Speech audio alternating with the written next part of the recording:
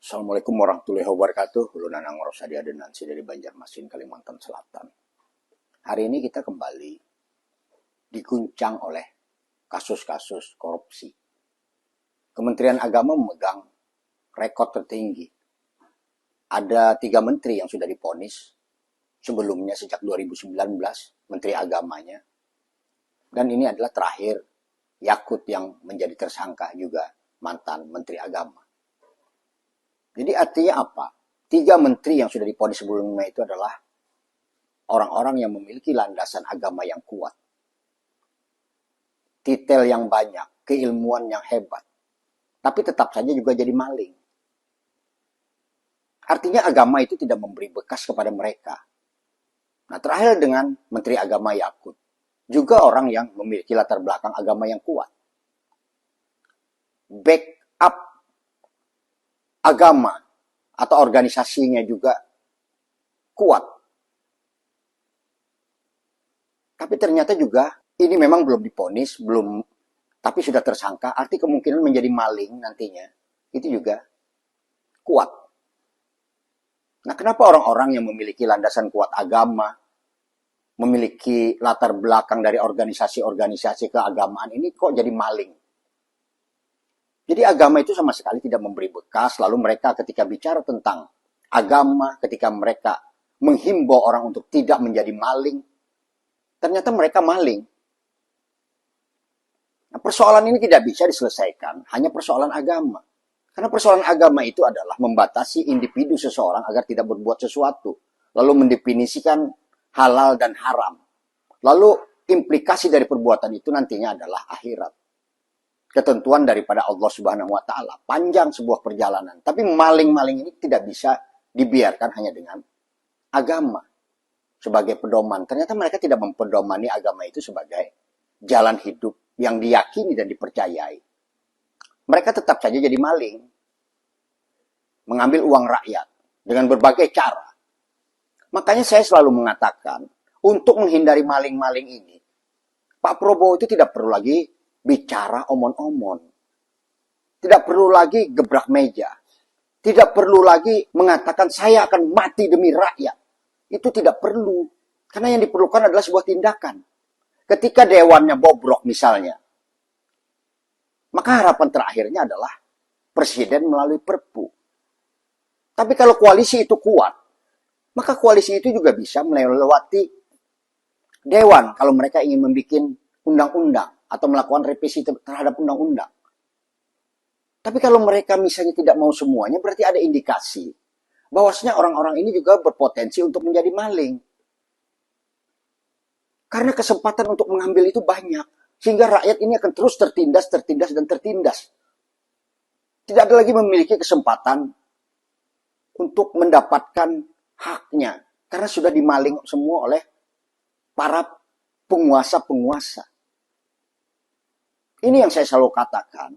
Kalau Indonesia mau selamat, maka tidak ada jalan lain. Saya akan terus mengulang-ulang ini dengan harapan didengar, dengan harapan nantinya dimukakan hati orang-orang itu untuk mendapat hidayah. Pertama adalah segera Mendagri itu selesaikan soal single identification number. Lalu kedua, undang-undang pembatasan transaksi tunai itu memang wajib hukumnya diundangkan. Karena itu adalah mencegah orang melakukan kemungkaran. Orang tidak akan bisa mengambil yang bukan haknya. Itu pentingnya esensi daripada undang-undang pembatasan transaksi tunai. Sehingga orang tidak berpikir untuk bikin proyek yang tidak karuan. Karena toh mereka tidak akan dapat mengambil uang itu dari proyek-proyek itu.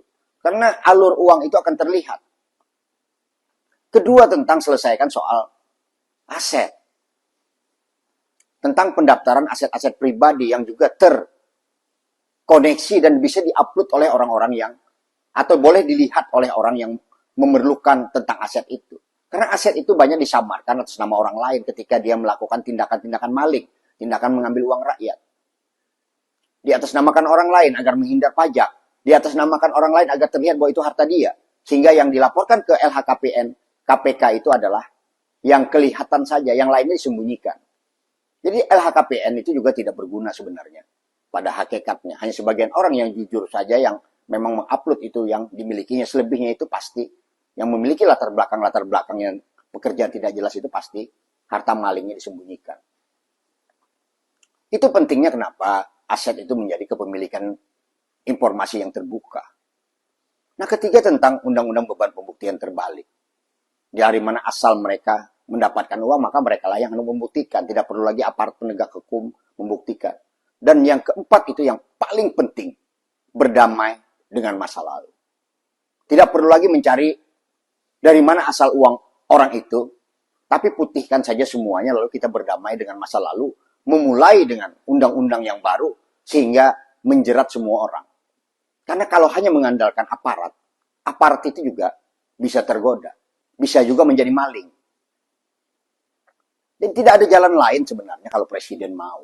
Dan itu bisa. Kecuali misalnya presiden juga tidak memiliki kemampuan dan kemauan untuk mendisiplinkan bangsa ini, maka dia tugasnya memang hanya bicara tanpa tindakan yang nyata.